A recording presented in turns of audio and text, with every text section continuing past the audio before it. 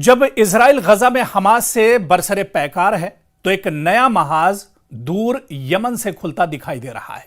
हुसी बागियों की जानिब से इजराइल की तरफ फायर किए गए रॉकेट न सिर्फ एक अस्करी पैगाम है बल्कि ये पूरे खित्ते में जंग के दायरे को वुसअत देने का इशारा भी है। ईरान के हिमायत याफ्ता हुसी गुरोह की ये कार्रवाइयां इजराइल के लिए एक नए और गैर मुतवक्का खतरे की अलामत बनते जा रहे हैं।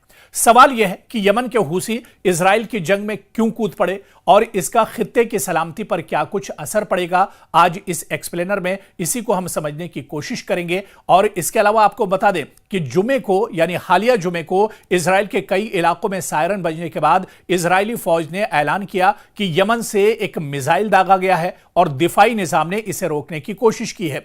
इस हमले के नतीजे में तल अवीव समेत कई इलाकों में सायरन बज उठे। इजरायली फौज ने कहा कि इस मिसाइल को रोकने की कोशिशें की गई और नतायज की जांच जारी है। इस हमले के बाद तल अवीव के करीब बिन गोरियन हवाई अड्डे पर फजाई हुदूद को आर्जी तौर पर बंद कर दिया गया। हंगामी तिब्बी खिदमात ने बताया कि कुछ अफराद शेल्टरों की तरफ भागते हुए मामूली जख्मी हुए हैं।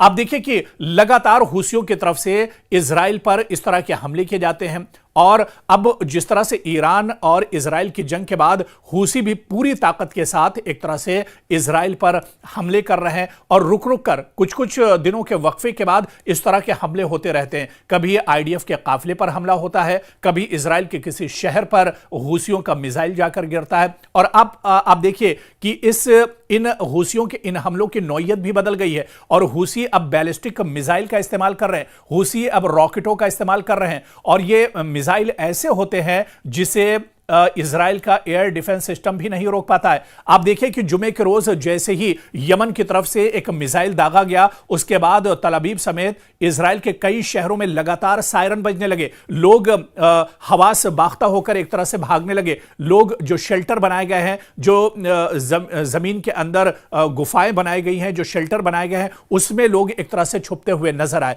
तो आप देखिए कि हुसी एक बड़ी ताकत अब मशरिक़ वुस्ता में बनते जा रहे हैं और लगातार ये एक तरह से इजराइल के लिए दर्देसर बने हुए हैं और ये हुसी बिन्यामिन नेतन्याहू के लिए एक बड़ी परेशानी बने हुए हैं।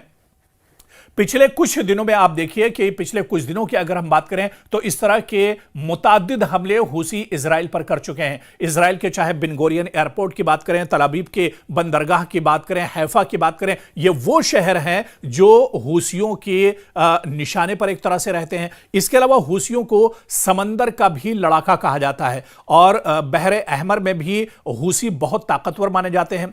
और यही वजह है कि इजराइल को बड़ी धमकी देते हुए हुसियों ने कहा था कि बहरे अहमर से कोई भी जहाज अगर इजराइल का गुजरता है तो वो एक तरह से महफूज नहीं है। बल्कि हुसियों ने यहां तक कहा था, पूरी दुनिया को खबरदार किया था कि इजराइल के लिए दुनिया के किसी भी मुल्क का अगर कोई जहाज जाता है, कोई कार्गो जाता है तो वो उसे एक तरह से बख्शेंगे नहीं।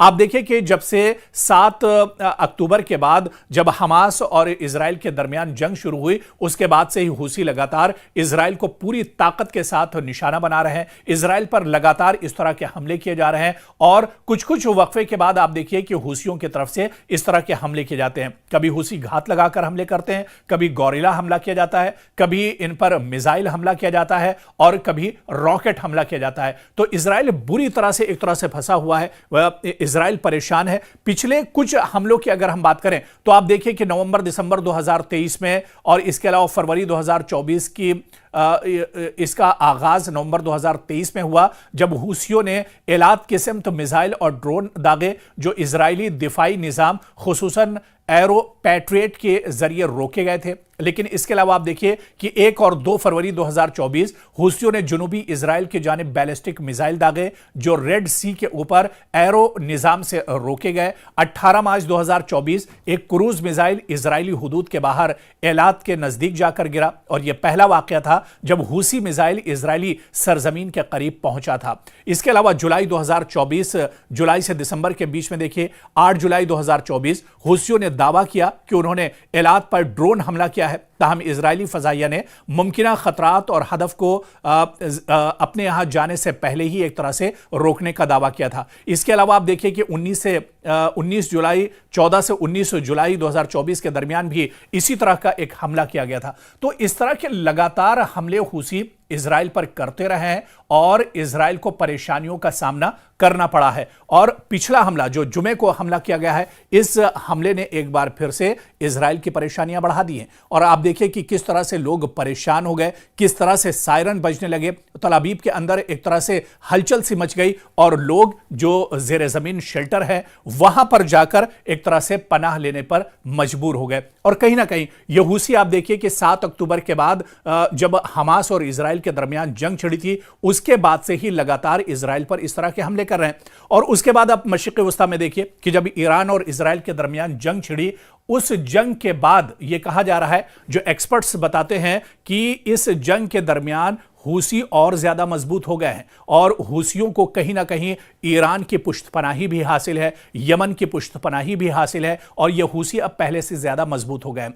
हालांकि हूसियों का, ये हूसी जो लड़ाके हैं, इनका जो गिरोह है, ये जो तंजीम है, ये बहुत ज्यादा बड़ी नहीं है, बहुत ज्यादा ताकतवर नहीं है, लेकिन फिर भी ये लगातार आप देखिए कि कहीं ना कहीं इजराइल के नाक में दम किए हुए हैं, इजराइल को परेशान किए हुए, लगातार इस तरह के हमले इजराइल पर होते रहते हैं और वक्फे से इस तरह के हमले लगातार होते रहते हैं। 29 सितंबर इजराइल ने हूसी इलाके में जवाबी फजाई हमले किए थे। दरअसल जब हूसी इजराइल को निशाना बनाते हैं, तब इजराइल की तरफ से हूसियों के ठिकानों पर भी हमले किए जाते हैं।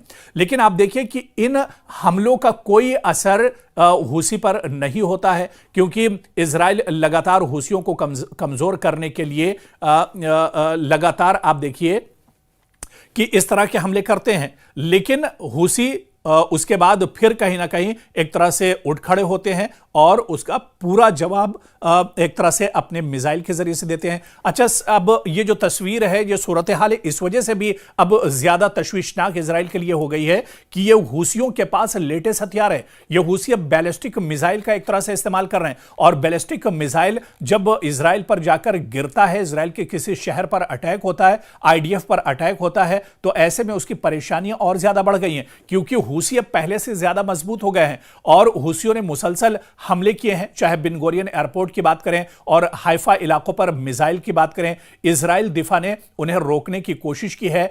इसी तरह से आप देखिए कि इजराइल ने जो हालिया हमला किया है 17 अगस्त 2025 को, इसमें भी आप देखिए कि हजीज पावर प्लांट को बहरी मिसाइल से निशाना बनाया गया। यह हमला हूसियों के मुसलसल रॉकेट हमलों के जवाब में दरअसल एक तरह से था।